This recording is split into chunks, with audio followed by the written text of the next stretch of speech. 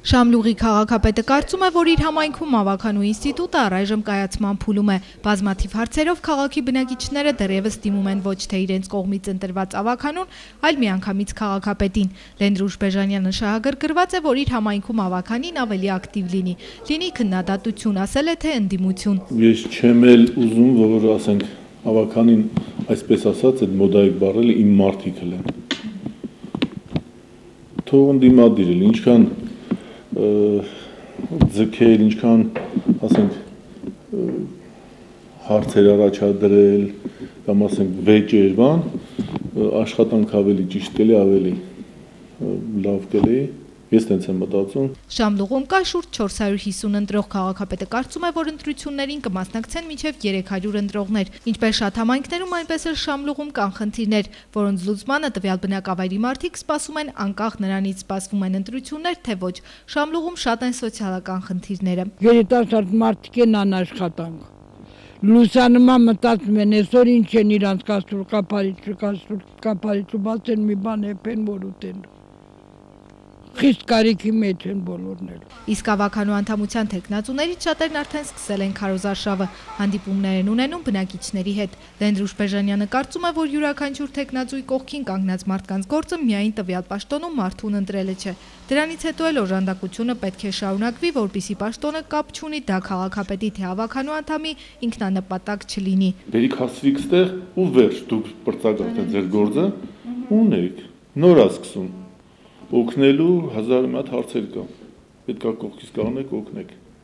տեղ հասցնելով չի, տեղ հասցնենք, վերջացնենք, 4 տարի գնանք հանգիստ քնենք, դեն չի։ Շամլուղի քաղաքապետարանի աշխատակազմի քարտուղարը նշում է, որ ուրախ կլիներ, եթե ավականու կազմում նաև կին լիներ։ Տեղական ինքնակառավարման համակարգում կնոջ դերն ու մասնակցությունը ներկայում այնքան էլ մեծ չէ։ Իրենք կաշխատեն, կընտրվեն ձայների մեծամասնությամբ, մեզ համար ճիշտն ասած լավ կլինի, որ կին թեկնածուն անցնի,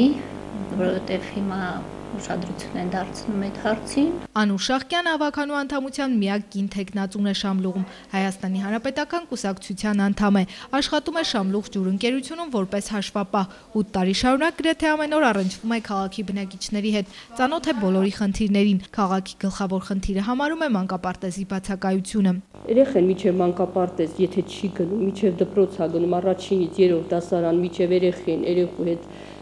մտերմացնում են, դասի նստել ու սովորացնում են, արդեն մի 3 տարին անցնում է։ Տարերի մասին էլ արդեն մակերեսոր են ալնում, էլի դպրոցի որակը տենց ընկնում է։ Ամենաառաջի հարցը ինձ թվում է։ Վոլոդյա Թումանյանը աշխատում է Շամլուղի դպրոցում, դասավանդում է ֆիզկուլտուրա առարկա, անկուսակցական է, առաջադրվելու պատճառը մեկն է։ Մեր քաղաքի առօրյա կյանքին մասնակից լինելու համար։ Ավականու անդամության թեկնածու Աշոտ Բեժանյանը գործող ավականու անդամ է, աշխատում է Աղթալայի լեռնահարստացման կոմբինատում։ Ավականին դե բնական է ժողովրդի եւ քաղաքապետարանի միջանկյալ օղակն է, որը պետք է իրար հետ կապի։ Ինչ թվում է, որ ես կարում եմ մարդկանց հետ մտնեմ իրանց կոնտակտի, հոգեբանության։